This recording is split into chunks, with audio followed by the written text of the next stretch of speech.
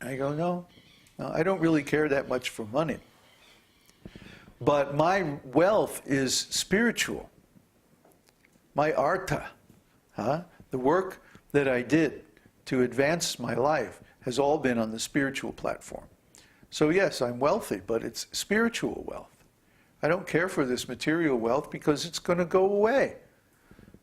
At the very least, at the end of my life, when I give up this body, I have to give up all the wealth associated with this body. But the spiritual values that I have accumulated and accrued by my devotional service stay with me forever. Try to understand. They don't ever go away. They're never lost. So that's real wealth.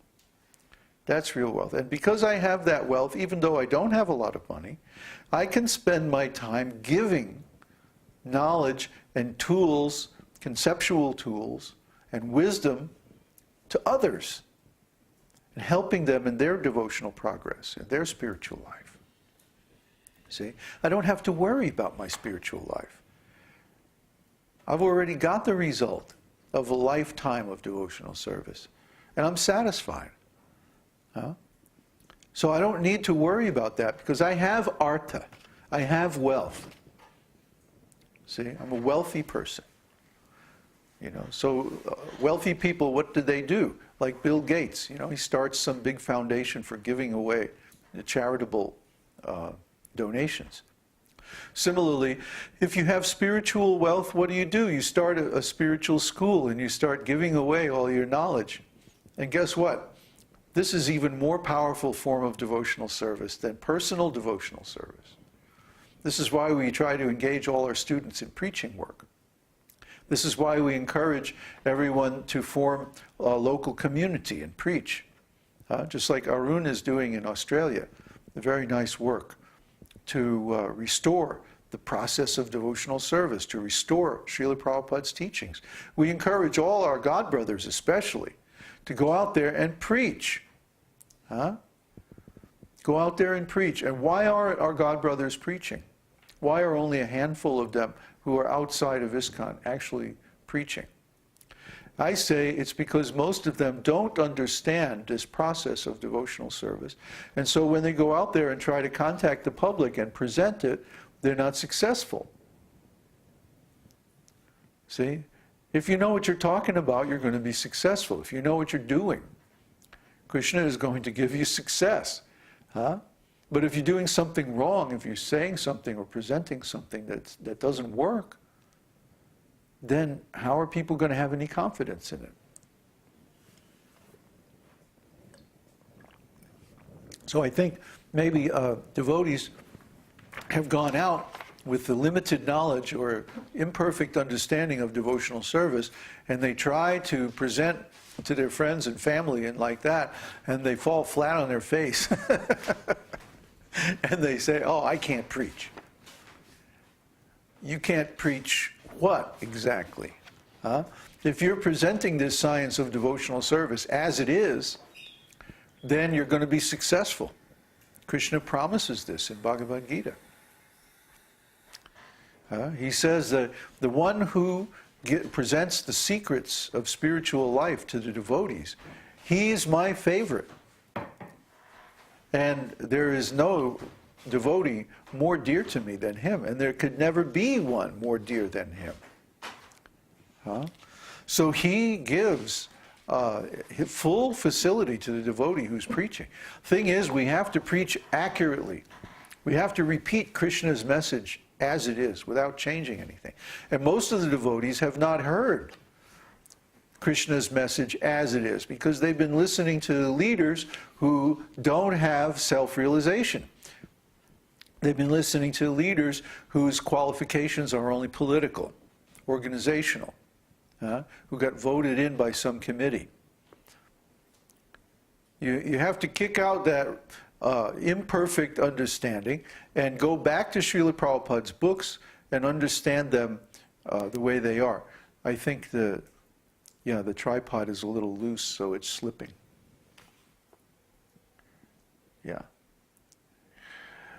They have to go back and reread Prabhupada's books and look up the words in a dictionary and use the original definitions, not the changed definitions from ISKCON leadership, because that's what they do. They go through and they change the meaning of the words. That's why we discussed that subject in the very beginning of the class today. So these are all anarthas. Anarthas means misunderstanding or bad things or things that lead to failure, to poverty, instead of to spiritual wealth. Artha means wealth. Anartha means poverty. So if you're suffering from poverty, either spiritual or material, it's because you don't understand these things properly. You need to go back and go over them until you get them. Get it right. Like Insi. Insi has been a student of ours for about a year and a half now. And at first she was really mixed up. She was trying to mix together Islam and Christianity and Vedic knowledge, and she was asking questions that led me to understand that she was very confused. But because she applied herself nicely to the study, now Krishna is providing such wonderful results.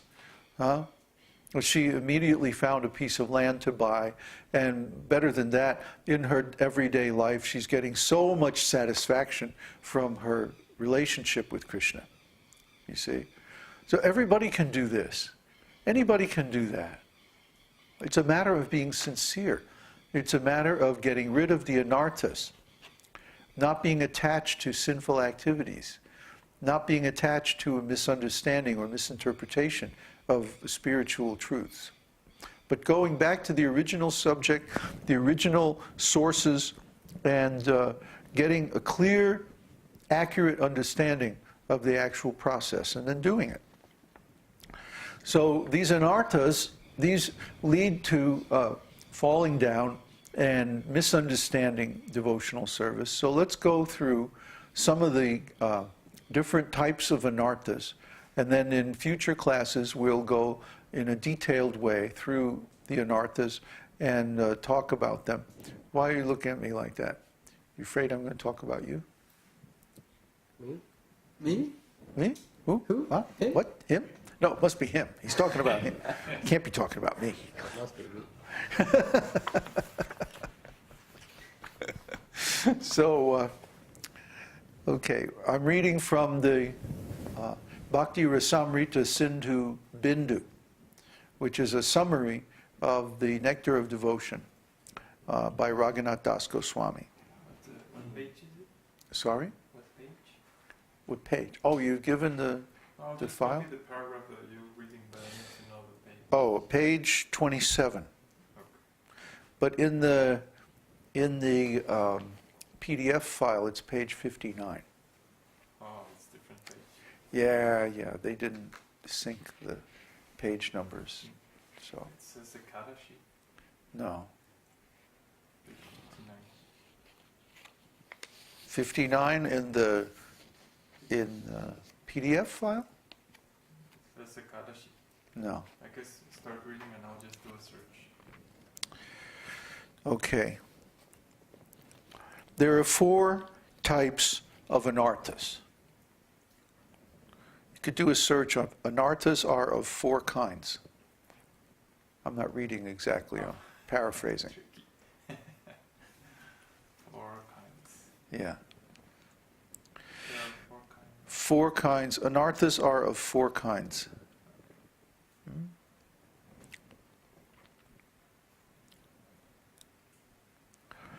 First kind is called Svarupa Brahma.